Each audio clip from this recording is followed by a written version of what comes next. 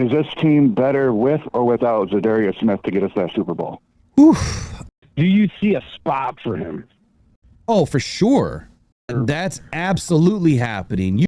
How do we even know that Za'Darius Smith played to the level that the Lions were hoping he was going to play? And how do we know? Just because he came in and had, 4 or 5 sacks for us in about 8 games, how do we know that he really played to the level that he was asked to play or expected to play? I think as a Lions fan, when you bring in a guy that's had 17 sacks in a season and multiple years where he's had a ton of sacks, that's exciting, right? For a certain type of fan, I think that cares about that more. And I feel like, okay, but that was the old Za'Darius Smith. Now you're getting a guy that's not getting all the snaps in the game. He's on a heavy rotation, or a light rotation, I should say. And are you willing to pay that kind of money to put someone on a 50% or less rotation with all the guys that you have on this roster?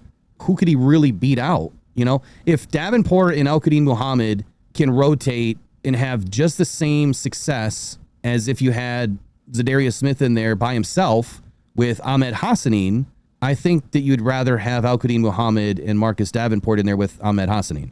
3 rather than 2. You have an extra body. I think Hassanin's got a better motor than Za'Darius then. Oh, for sure. For sure. Like Za'Darius Smith is, I mean, he's a good player, but when you said, the key word, man, motor, drive. And I'm not saying that Z doesn't have it. That's a fair assessment. But I think there's one thing we are all forgetting. Who went out after Za'Darius came here? Who we lost? I mean, he was really all we had. So teams were just defending him. Say that again. Say that all over again. What do you mean? All the people we lost after he joined the team. I mean, because when he came in with Aleem McNeil and was rolling with him, yeah, that was pretty hot, bro. He only had 4 sacks, dude, or 5 sacks. Right, but I'm just taking the context in who got injured after he came. That's what I'm saying. So really, there was just less and less people to really be worried about. It was more focused on him. So that is a fair point. So yeah, if we did have him with Aiden Hutchinson, with Aiden healthy, yeah, it's totally different context. It's a totally different parallel. I do get that part of it, 100%. But at the same time, now that shift is focus. His focus and shift is on, or the other team's focus and shift is on Aiden now, right? And Marcus, because no one is going to leave Marcus alone. You've heard Decker and Manu and everybody else say that Davenport's bull rush is different than anybody else's. It's extremely hard to defend. He's a strong dude, right? He's not a fast guy. He's not a speed guy. He's 33 years old. He's not the same guy that he used to be, and I think that that's a big part of it. Right, but he's got smarts. He's got that savviness. He does. But I think one of the things, without really going into preparing some of this and going and looking at a lot of his stats and some of his numbers, which I'm going to pull up right now. Here's the one thing that I would worry about is, what is this defense trying to do? And I'm not saying that Z doesn't belong on this team. I'm not saying that at all. And I'm not saying that there's not a possibility in the future that he wouldn't land on this team. I think all of those doors are open. I think that Z is a great player, and he fits a need for a team that really needs somebody, if that makes sense. But with a team and a new defense, new coaches, what are they trying to do is my question. What are the Lions trying to do schematically? And schematically, what I'm seeing is a team that they want younger, they want speed, they want guys that can close down that edge and set that edge. Z is, what I see right now, he is more of a situational pass rusher. I don't see him being he's not a 3-down guy anymore. I see him as a situational pass rusher. He's exactly what James Houston was for us when we had James Houston, just a guy that would come in to get after the passer. We need guys that can, better than James Houston. Oh, he's way better than James Houston. I mean, I'm just saying same kind of role. We need guys that can play 3 downs, that when you're deep into the weeds and you maybe have lost somebody, that you've got another guy that can step up and fill, those extra snaps. If all he's able to give you is 35-40% of the snaps, and it's high rotation on 3rd down, that may not fit the scheme that Shepard is trying to run with right now. Does that make sense? No, and I get it. We're trying to create lanes for the linebackers is what you're... That's absolutely happening. You can see that. I didn't even touch on that today, but I touched on it the other night, where the lanes for the linebackers are wide open right now. And that's what Shepard is promoting on this defense more than anything else, is utilizing our linebackers to get after the quarterback, slam the box shut, no one's going to run on us, and then next thing you know, we're coming. And you don't know where we're coming from. Occupy. If you had to make a choice, and let's say a deal's done, and he's coming, where would you release to fit that spot, is my point. Who would I release to bring in Z? Yeah. Would you keep an extra edge or would you keep the extra receiver? I've got my prediction on the screen right now. So if I'm looking at offensive side of the football, my 6th wide receiver is Dominic Lovett. So Dominic Lovett would be the first person that I would drop out if I'm going to bring Z back, because we're pretty covered with Amon-Ra St. Brown, Jameson Williams, and Isaac Tesla. Tim Patrick is luxury, and he's also needed. Khalif Raymond is absolutely needed because of the fact that he can return punts at an all-pro level. Both of them are Lions. And I think that Dominic Lovett would be the first one out if you dropped an offensive guy to bring Z back, because I don't think you're getting rid of Muhammad. We know that based on what Dan has already been saying. Muhammad's not going anywhere. Hutch isn't going anywhere. And so He's not going anywhere. we just drafted him. He's not going anywhere. And I'm not saying that we couldn't lose, a draft pick, because that's happened. Just hasn't happened to Lions. Look, here's my bottom 2. I have Nate Lynn and I have Keith Cooper. Since Keith Cooper is a rook, if you lose him, he's gone. We still have Josh Pascal on NFI. We still have Mekhi Wingo on PUP. We still have, Lee McNeil on PUP, Malcolm Rodriguez on PUP. Problem that I see here is no matter what we do, with my 53-man right now, and you have all of these guys on lists, we have 1, 2, 3, 4, 5, 6. We have 7 guys on lists that are expected to come back. Now, Khalil Dorsey doesn't need to come back. Morris Norris doesn't need to come back. So then we still have 5 guys on list. How are we going to bring all of them back and add Za'Darius Smith? Right. That's not possible. It's not possible. There's no way, unless we suffer a lot of injuries, which is not going to happen, that we can bring him back. I mean, logistically, and I think that's the one thing that fans forget about is logistically, this is a nightmare already. Broderick Martin. So I had Broderick Martin making this squad over somebody, and I don't remember who it was, but you could drop out Broderick and you're going to bring back Aleem, right? That'll happen. Mekhi Wingo. So are you going to drop out Pat O'Connor to bring back Mekhi Wingo? I don't think so, especially if Pat O'Connor's playing well, especially as well as he was playing last year. I don't see that happening. What about Josh Pascal? How's Josh Pascal going to end up back on this team? So I've got 6 linebackers. So you're probably going to lose either Trevor Nowaski or Zach Cunningham, and Zach Cunningham has had an amazing camp. So, I mean, if I'm just trying to draw the lines, like who can we drop to bring these guys back? Forget Khalil Dorsey and Morris Norris. Let's just forget those 2 for right now. They don't have to come back. All right, Nick Whiteside, he can be a casualty because we don't necessarily need 10 DBs, but at the same time, we need 10 DBs. Right. I mean, we've always carried 10. They're pretty high on him too right now. So yeah, but I mean, that's the question that you have to answer in the last week before you go to cuts. Is this 10th DB as good as your 6th wide receiver? Is Dominic Lovett better than Nick Whiteside? Is Nick Whiteside better than Dominic Lovett or Jackson Meeks? And what is their value to the team, right? That's the biggest question of how much you're going to be able to utilize those guys. And so when you start to break it down, if all of the wide receivers are healthy, we probably won't ever feed the ball to Dominic Lovett. He might get 10 catches the entire season. But if we do lose somebody or 2 guys for a period of time, well, Dominic Lovett and Jackson Meeks are probably going to be needed. And if those guys are on the practice squad, great. Remember, we have to have 10 guys on the practice squad that have less than 3 years of service. And all of those guys can get snaked outside of the guys that you're able to protect. And I think you can protect 4. I think you can protect 4, and then the vets don't have to sign anywhere. So 6 guys that you bring back on a handshake deal, and they're not going to sign anywhere. And then 4 guys you can protect. So that means 6 of the guys that you put on the practice squad, you could lose at any moment. This is why a lot of fans don't have respect for what Brad Holmes really has to go through. A lot of people don't talk about this stuff. A lot of content creators don't go through this stuff because why? They don't care about it. They just care about what's going on now. You asked me the question, Wick. So what would you do? Oh, well, I mean, I think he could be a humongous asset, right? So, in my opinion, I say you gotta the lowest end of the wide receivers, and I mean, I would be willing to give up the lowest end of 3 for him, in my opinion. The lowest end of That's what? just me. What do you mean? So the lowest end DB, lowest end wide receiver. Let's take it one step further. So monetarily, he wanted at least $10 million for the season and then another $6 million next year. That was his contract. Let's just say he comes back for $8 million. Let's say wax the number in half. I'll play the season for $8 million. Right now, the Lions are $43 million upside down for next year. And now you're going to throw somebody $8 million and you don't need them right now? Well, I mean, that's my whole line of this is, what if there's already a deal done via handshake or however you want to look at it, right?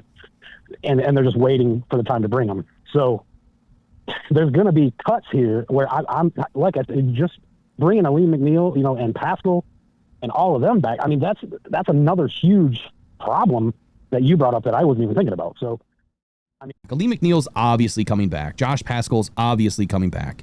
The other guys, Mekhi Wingo, Khalil Dorsey, Morris Norris, They don't have to come back. Miles Frazier is absolutely coming back. So out of the guys that are on the list, let's just say 1, 2, 3. 3 of them are coming back. And now Malcolm Rodriguez is a potential casualty because Grant Stewart's playing out of his mind and Zach Cunningham's playing really well. Trevor Nowaski would be the only one that I could see you could step down. But this is a really good problem. It's a really good problem, but I'm making the case for both sides. And at the end of the day, I'm saying there's no room for Z because we still have 4 more players to make this roster, and we don't have 4 cuts that are clear. That's hard. Fair. That is definitely a fair assessment for sure. Now, in that aspect, let's say, do you promote from within or do you give to the unknown? It's what you're getting throughout the season with Z. You don't know with some of these others. So the guys that we don't know, like Dominic Lovett, okay. So if we go with 5 receivers, we're good with that because we've always rolled with 5. For the most part, except the 1 year that J-Mo was down. All right, so we go without Lovett. That made room for Lee McNeil to come back. All right, then looking down the roster, I only have 3 tight ends right now on my roster, and that's kind of iffy. I have, let's see, 1, 2, 3, 4, 5, 6, 7. I only have 9 offensive linemen. I think we're good there. But then you still have Miles Frazier to come back. Okay, you could probably bump Michael Neese down to the practice squad and bump up Miles Frazier. So that's a 1-for-1. Still no room there. Okay, when we get into the DB room, I'm about as light as you can go there. Okay, we can drop off Nick Whiteside, and now let's bring back Josh Paschal. All right, so we can drop off, let's say, Broderick Martin. We'll bring back Mekhi Wingo, and that's really it. Now we're at that spot where is Nate Lynn a better option than Malcolm Rodriguez? I don't know. I don't know yet. Is Nate Lynn a better option than Keith Cooper? You know what I'm saying? So I think that Broderick Martin... Are they all better options than Z? Right. So Broderick Martin, Nate Lynn, Keith Cooper, and Dominic Lovett. Those 4 players you keep, and those are the first 4 players that are possibly off your roster. The thing I wouldn't want to see happen is a guy like Keith Cooper get lost, and then someone's going to snake him, dude. Someone's going to snake Keith Cooper as good as he's been playing. He's been kind of quiet the last couple of days, but there's more to him than in the future. It's just how long can you sit idly by with projects, and you can only have so many projects on a team. And I would say that if you really want Keith Cooper, you're going to have to cut Broderick Martin. Like, there's no ifs, ands, or buts about it. I'm going to be honest with you. In that situation, I'm okay with that because I'm going to be honest, B-Mart ain't really showed much. No, he hasn't. But he did this week. He really did at the last practice I was at, or I'm sorry, the last game, he looked really good in the short stints that he was in. So this week, how does he look?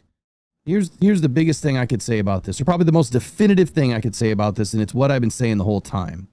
I said from the very beginning, what I was told is that Z will not be back until after the first week of the regular season. That is the absolute earliest. And these are all the reasons why, Wick. Everything that we're talking about tonight, it's extremely difficult just to get a 53-man roster done and your practice squad. And then you have to worry about the 24 hours after you cut all your guys to even develop a practice squad. And once you have those things set, well, now you have all the guys that you have to bring back in the future. And until they're ready to come back, do you really need Z right now? And I says, at this point, just kind of wait until later in the season when an injury creates an opening. Well, hopefully an injury doesn't. But if it does happen, then it would make more sense. Z doesn't have to sign with somebody. And he can pick and choose where he wants to go as long as someone's offering him a contract. And I think that's where Z is at. He's done everything in his football career, like he said. He openly said that. I've done everything that I've wanted to do except win a title. He's ring chasing right now. Hey, and actually what you just said right there is extremely important. So, yes. So coming back halfway in the season means fresh legs. Yep. And a proven vet. Yep. Halfway through the season with fresh legs, that's when you need them. That's when you get that second push at the later half after the bye week. Hopefully you haven't suffered any injuries. But let's just say what you have suffered is maybe some guys that you've had on the practice squad. Some guys that you've had playing teams. Maybe they're not playing as good as they should have. Now you can say, you know what? We have a reason to drop this guy down to the practice squad or cut him, make some moves, open up a hole, and now we bring him back. When would be the latest that they could do that? And it doesn't even have to be halfway, right? What would be the latest? Would it be the trade deadline? Okay, so from what I understand, Z can come back at any time.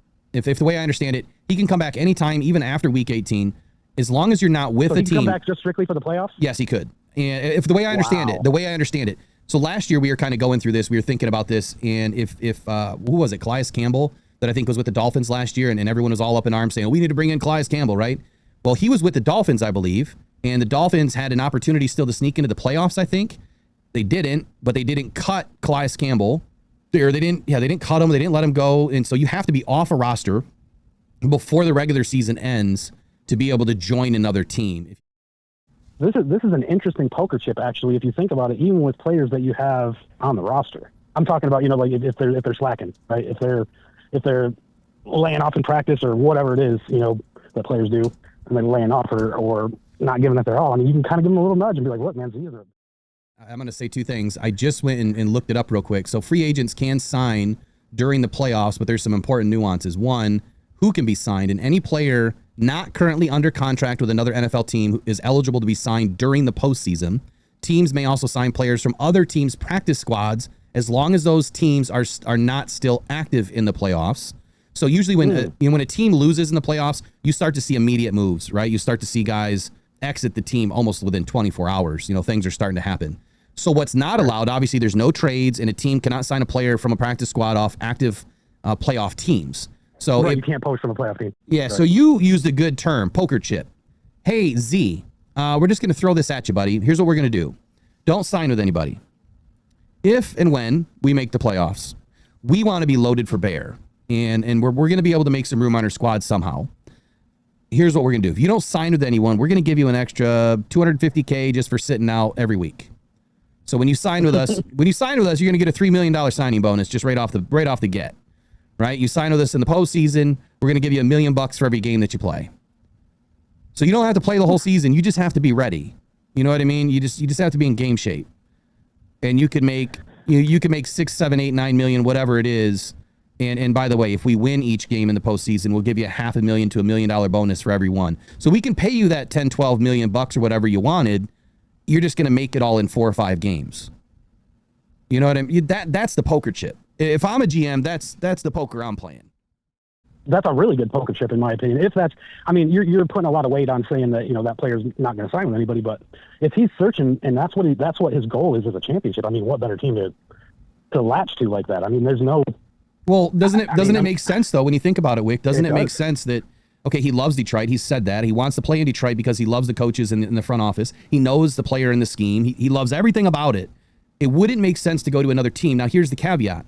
If the Lions are not playing well, guess what? You can do whatever the hell you want. You're a free agent. Right. So if we're not playing well, then yeah, week 8, week 9, week 10, if we're out, then go sign with whoever you want. And then we don't got to pay you a dime. But that's the risk that you're going to have to take, is that a team is going to want to sign you later if we don't make the playoffs. On a personal health note, that's you're taking a half a year off, so that's less wear and tear on your knees and your back and whatever. Yeah, it keeps them fresh. So yeah. I didn't take this conversation this far with anybody else. Like when we've been talking about it, but when I had this conversation with this former executive and I asked him the question pointedly, do you think Z is going to be back or not? Why or why not? I can't remember the exact question, the exact quote that I got. It's written down somewhere, but I asked him basically why or why not. I'm hearing all these rumors that Z is supposed to be coming back. We've seen the things in the headlines, and he said it doesn't make sense fiscally, and he used some other terms, for a franchise to sign a vet of Z's caliber until after week 1.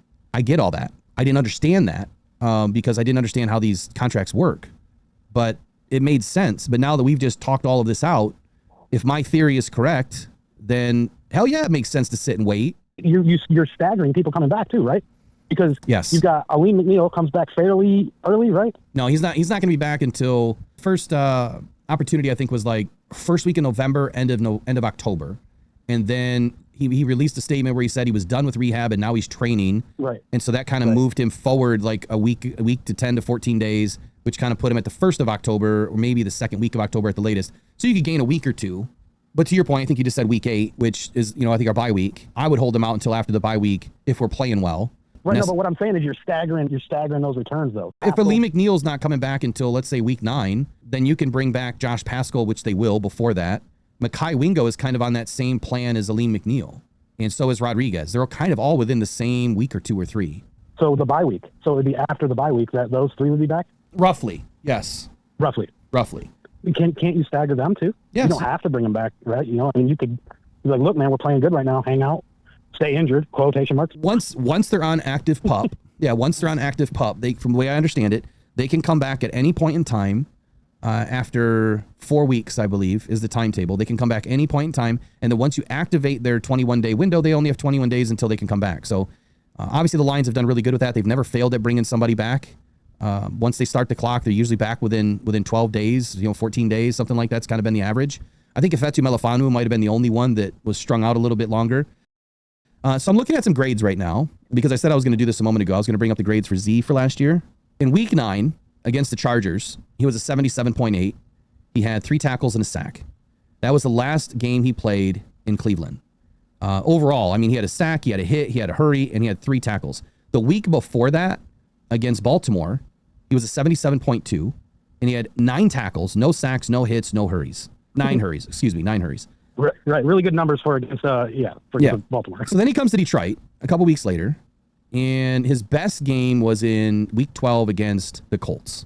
Now, we crushed the Colts. That was a shit game, and look, his numbers are going to be off the wall, and they were. They were 88.8 in that game overall, 81.6 in the pass rush. No sacks, right? No sacks, but 5 tackles. It's the Colts, though. It was a shit team. Now, hold on, is that the really one of the only games that we had everybody minus Aiden? Well, yeah, Aiden wasn't in the game. Malcolm, I think Malcolm and Aleem and them, they were out by week 15 against the Bills. I think Malcolm went down between this game and week 15, if I remember correctly, or may have been the Colts game. Right. Okay. So it was really at the height of everybody kind of starting to gel together. Oh yeah. No, when Z joined, the defense was playing really well. So Malcolm Rodriguez was hurt against the Bears on the 28th. I wish they put dates by this, but the Chicago Bears game was the week after the Indianapolis game. Okay, so Malcolm was in that game. Now, when Malcolm was out, the next game against Chicago, Za'Darius had 9 tackles, 2 sacks, 1 hit, 6 hurries.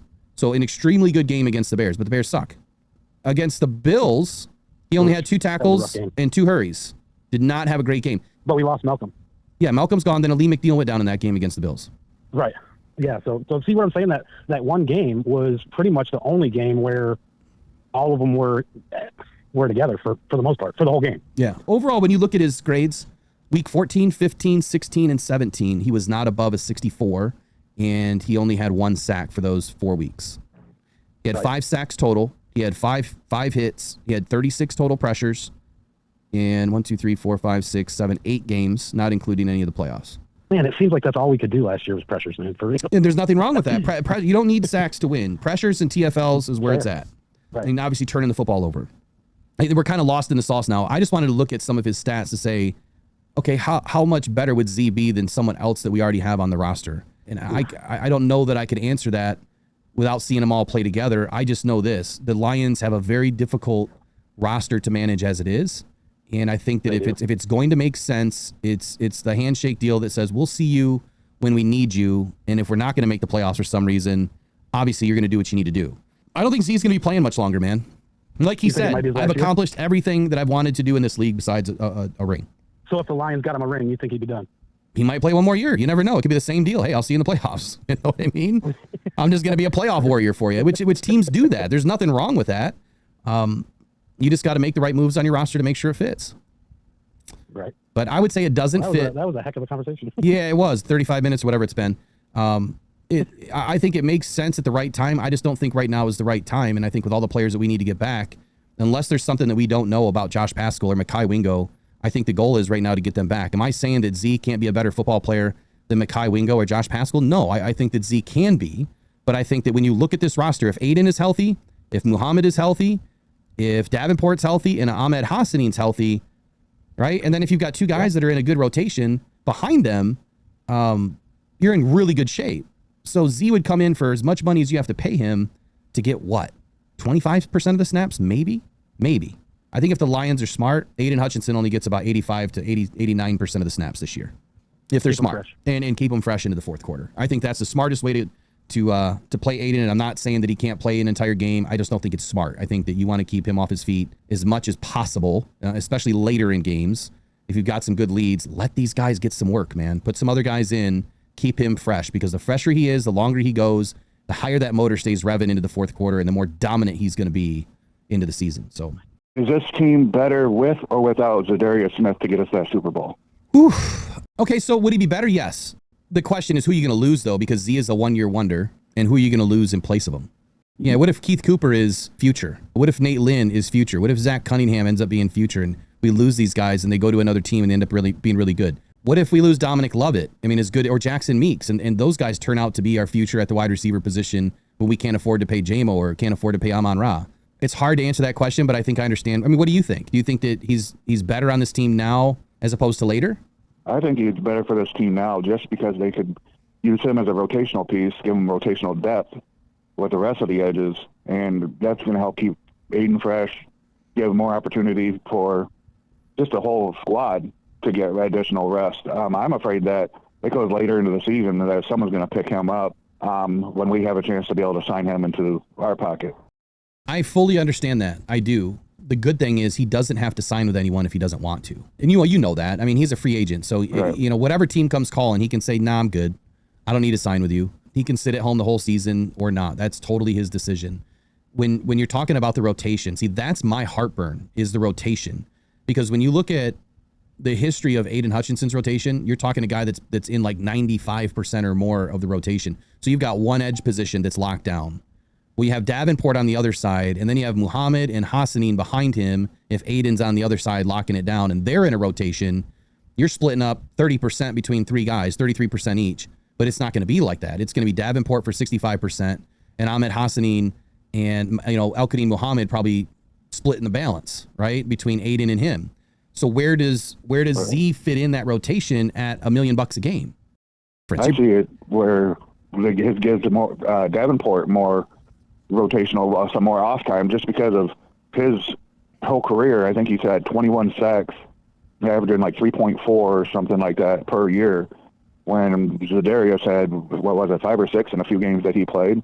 Give Davenport that time to not have so much wear and tear, and all the doubters out there. I'm one of them that he can maintain a full season. That's where it really comes in as Za'Darius as an insurance policy for Davenport or anybody else, but also being a depth rotational piece. But then it comes down to is who do you cut?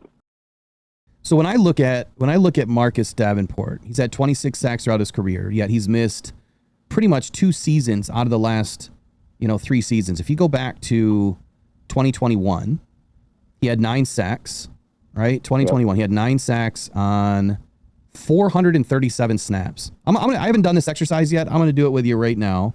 26 sacks divided by 2,457 snaps lifetime.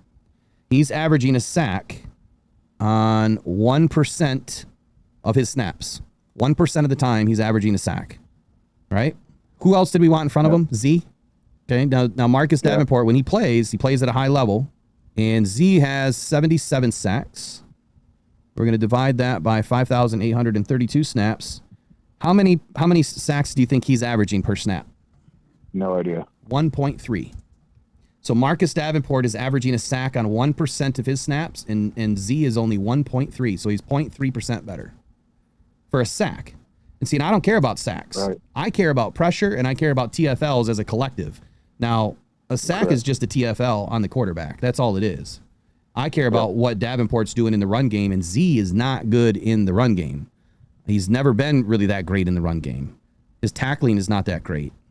I think if Z is healthy this year, or if Davenport's healthy this year, when you look at his numbers, they blow Z's away. As far as his grades in 22, 21, 20, 2019, and 2018, almost all of his PFF grades are in the deep green. And that's the next level before you get into the blue, which is elite. Z is a Christmas tree. Red, orange, yellow, a couple of greens. Nothing really overly elite. Now, he's had a few years where his pass rush was nothing but elite, and that's pretty much the last 7 years of his career. His pass rush has been elite, but everything else has been fairly lackluster. But he's a damn good football player. Absolutely. I'm not saying he's a lackluster football player. He's a damn good football player. I just think at his career right now where he's at is he's a 30% snap guy on third down. I think that's what he is, personally. Yeah, he's on the downside of his career, there's no doubt. Yeah, I think that if you heard the first part, if he's willing to sit out this year and be that poker chip for us, man, now that I'm interested in.